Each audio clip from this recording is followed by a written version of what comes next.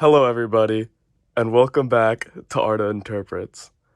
Uh, this video is off the whim, unplanned. I got inspired because I have this piano competition coming up this weekend, and the main piece I'm gonna be playing is Scriabin's Fourth Sonata. This book has all 10 of them in there, but I am only playing the fourth one. Specifically about the sonata, I wanted to talk about this page, which I believe to be like the hardest piece of music I've ever even looked at. And to put into perspective how hard I think this page is, let's discuss the whole sonata. So the first movement is very slow and beautiful. It's not hard note-wise, but it's hard to kind of keep the melody together throughout because it's just so abstract. There's a cool section on this page where the staves are actually split into three and you get like a melody line in the middle. So you have your left hand that's playing a harmony down here and the melody, and you have your right hand that's playing like a sparkle. And the best way to write this is literally in three staves. You only have two hands. Check this out. Let's see if I can play it first try.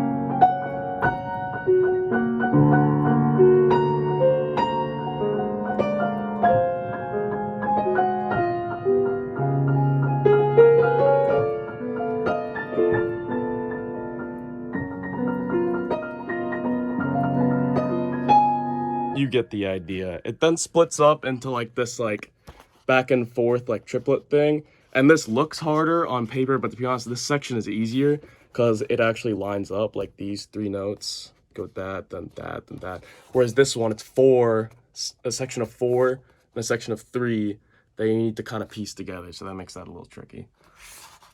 But the real meat of the piece is in the second movement. So we have this first theme that gets brought up a lot. Also, the first theme of the first movement also gets brought up a lot.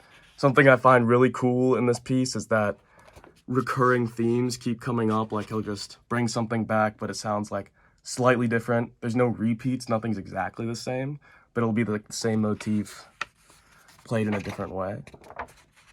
So the page that we're looking at today, this one, is actually a different way to play this one, and I'll kind of compare those at the end of this video. So anyway, you go through here, all kind of standard stuff. This page is pretty hard. I found this very difficult, but still not as hard as this. And to put that in reference, let me play this page. This part particularly here sounds very impressive, but not as hard as what I'm going to show you later. Let's see if I can get this one first try.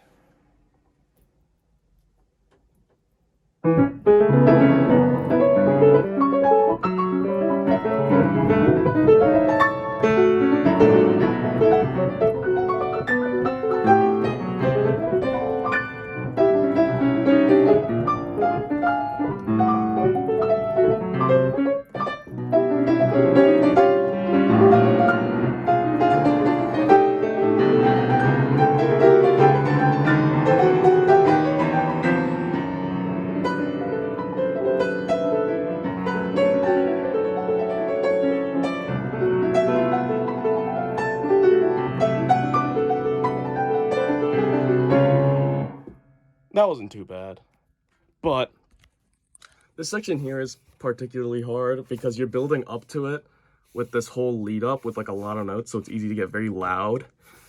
And this is supposed to be even louder, so you have a very loud kind of harmony here, and you're supposed to have these like even louder, really bold notes that come out in the midst of this junk.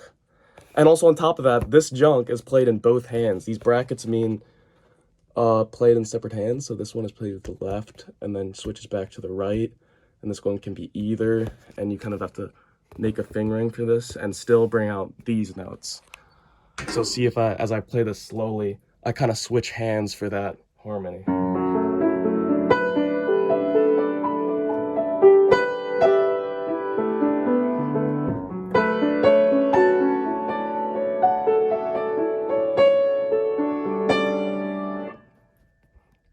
not an easy thing to do. And then it gets into this part, and then we have our page at hand. And I'll come back to this. Let's finish the sonata first, and then I'll do a little bit more of an analysis. This part is like a tricky right hand, but it's all the same pattern. You're supposed to get really loud here and then kind of soft, which is a cool thing, but it's not as hard as this part. This part here is pretty hard. It's supposed to be quiet, and there's just a lot of jumps in the left hand going across the entire piano. So it's like kind of broken up because this song is supposed to be like representing like a star or something. There's a poem that was made on it. Pretty cool. But let me play it in just chorded chunks so you can see how big these jumps are.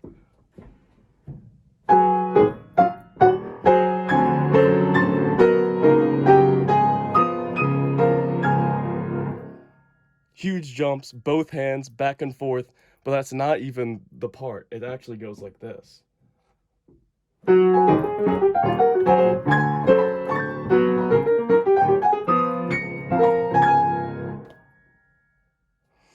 If you're noticing how, like, when I slow this down and break it apart, it doesn't sound that good, it's because I can't actually play this piece that well. I give, like, a good impression if I'm really, like, focused and I play the whole thing in one go and I'm not talking in between. But, like, I don't do it justice compared to, like, actual professionals out there. So, just as a forewarning. And the end of this piece is the most virtuosic, I don't know. It's the hardest part to get to sound good, because there's a lot of chords and they're really big and it's supposed to be really, really loud. This is like one of the loudest like sections of any music like ever written for the piano. For example,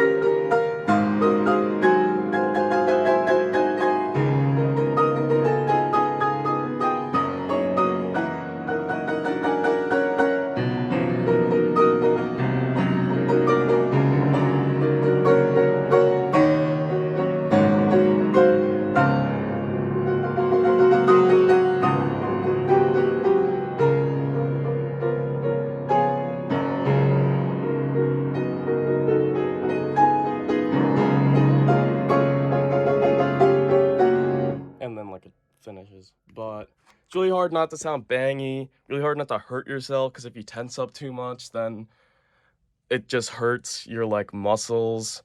You have to stay relaxed, which I'm not very good at doing, like in general, but also like between talking about this, it's hard to play good when I'm not like super focused into the music. And there's still like a melody to bring out, and it's actually the same melody at the beginning. I'll talk about that later. But anyway, that's an overview of the piece. Let's get to the page at hand. So this is a broken up kind of bring back of the beginning section of the second movement. So let me play this first, so maybe you can hear the difference and similarity.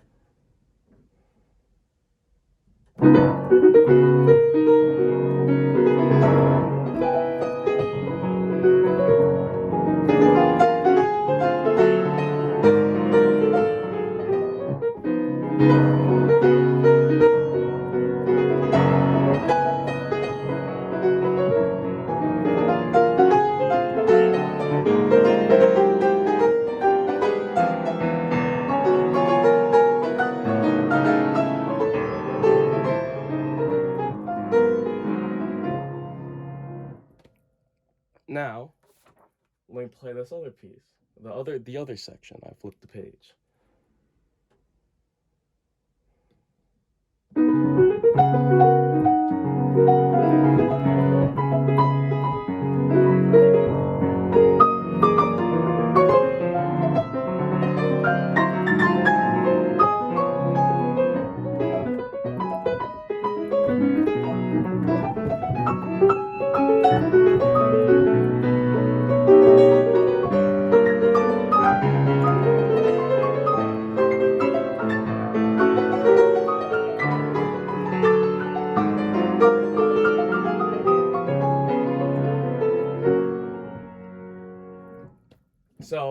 beginning, instead of you have, and instead of you have, I'm about to start over. You have this.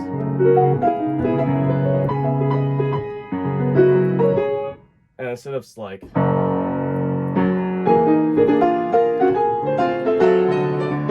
that whole build up, you have like a broken up build up. But the hardest part of this page even are these two lines in particular.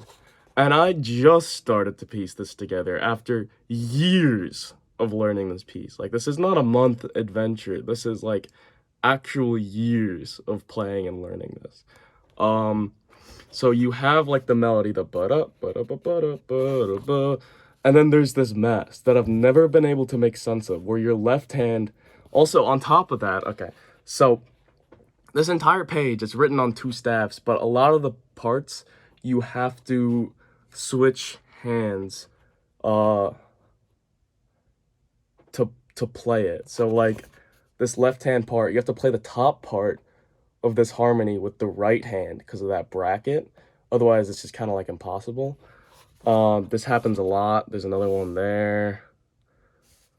Some of these chords need to be split. And you need to make the melody sound like a melody and make the harmony sound like the harmony in one hand, in one go. So kind of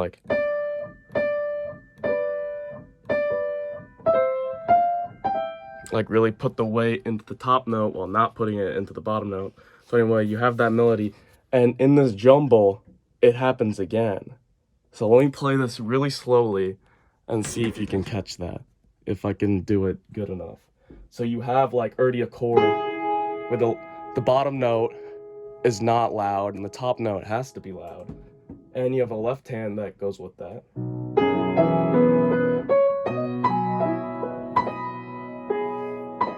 And then you have this.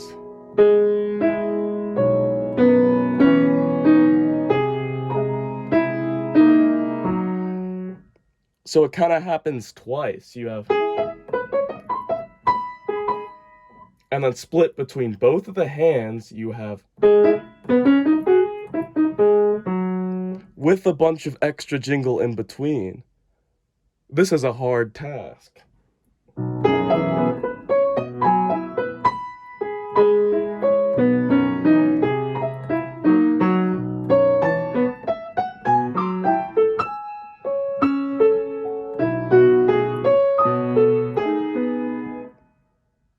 You get the idea? On top of that, these left-hand drums are actually insane. So let me play just the left hand for you here. So we have the first thing. So it's just kind of like a roll, already over multiple octaves. Then you have this. Oh, shit. Also, on top of that, the left hand makes no sense on its own. Like, you can't really just practice the left hand because it makes no sense. Like, when you're learning this, it's not coherent. You don't know where the melody is. You have to figure that out yourself as you get better at it. This was so hard to learn. And on top of that, okay, there's like 6 sharps and all these accidentals. These accidentals are not replaying these sharps. You have to do all of these sharps already on every note, no matter what. And on top of that, there's all these accidentals because he's like fucking with the key signature, some bullshit. I don't know. So let me play this left hand.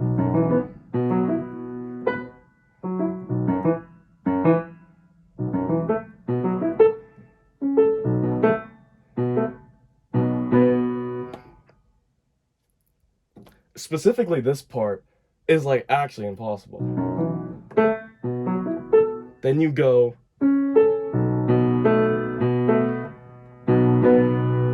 You have to jump from this A to that B in one note's time. That's half the length of the piano, on top of doing everything else and trying to bring out all those melodies. Let me find this in the music for you guys. So we have ba-da-da-dum, ba-da-da-dum. Also have to figure this out. Da-da, da-da-da-da, da-da-da-da. That was there, never mind. Da-da-da-da, Da da da. Wait, shit. No, it's here. It's these two. You have to play with the left hand and jump from this note in treble clef to this note in bass clef within one note's time. It's like actually impossible. Let me try and play this at full speed so maybe you get an idea of the speed professionals play this at. Crystal clear. Like I can't do that.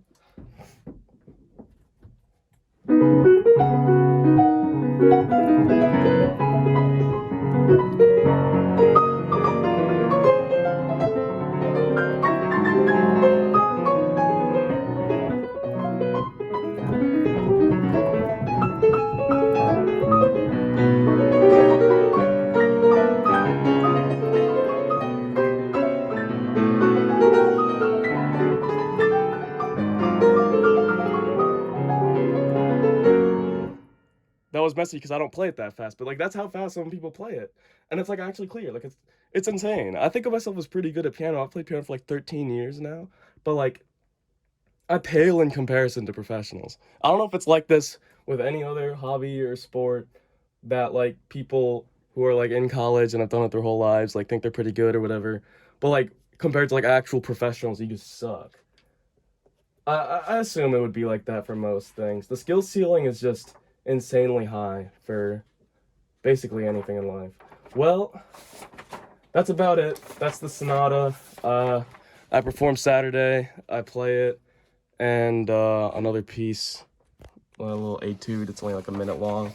The whole thing's about 9 minutes. I have a recording on like my other piano YouTube channel or whatever. You can listen to that if you want. I'll probably record another one like at the competition while I'm playing. There's also like a poem he wrote that goes with it. That's kind of cool. It's transcribed in a few languages, but in English, it's that. Feel free to pause if you want. But basically, the theme of the piece is that it's like, there's like the star, and this guy, he's like infatuated about the star. Like he wants to know what it is. It's just like shimmering and bright and all that in the beginning. Then he gets closer. It turns into like a giant ball of flame. And he's like, oh shit, maybe I shouldn't do that. He's like in space and stuff or whatever. And at the end, the entire thing blows up. And this guy was big into like ecstasy and like divine intervention or whatever. Like, he wanted to feel something. So that's what this is supposed to represent. I think one of the coolest parts of this piece is how the melody, I'm almost done. This is it. So the melody at the beginning, this is how the piece starts.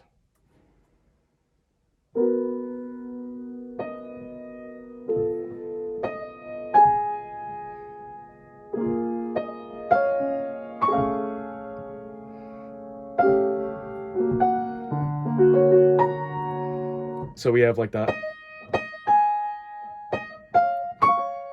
And then later when I already played this, but you get like that, you get it back. And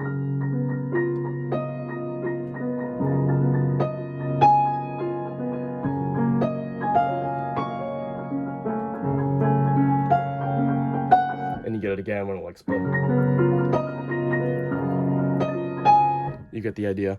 And then it goes into the second movement, and there's like different melodies in the second movement, like some developmental phases that aren't significant to the piece. That happens again, and you don't hear that first melody again until the end.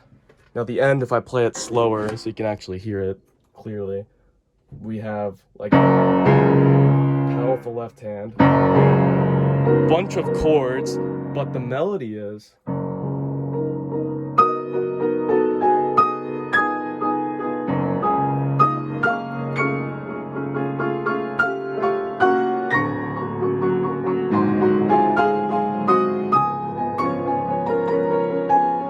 which is the same as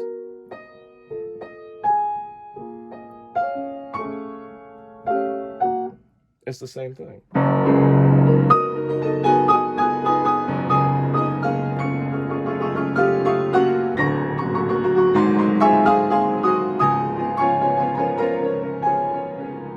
Also, the chords are so beautiful. If I play them like kind of slowly so you can hear them, like we have like.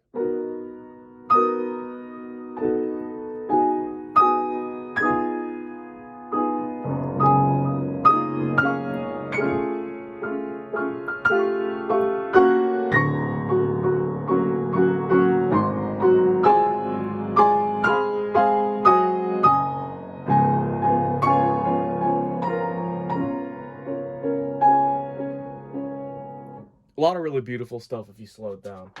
Anyway, I love this piece. Heard it for the first time, maybe in like 7th grade. Always wanted to learn it. Tried to learn it for like when I was a dumb little idiot, and I got to here, this hard part, and I stopped. I gave up. Whole redemption arc, got a lot better, came back, now I'm performing it, finally. Pretty cool stuff. I like this guy. His name is Scriabin. I check out some of his pieces. Yeah, that's about it. Thanks for watching. Until next time.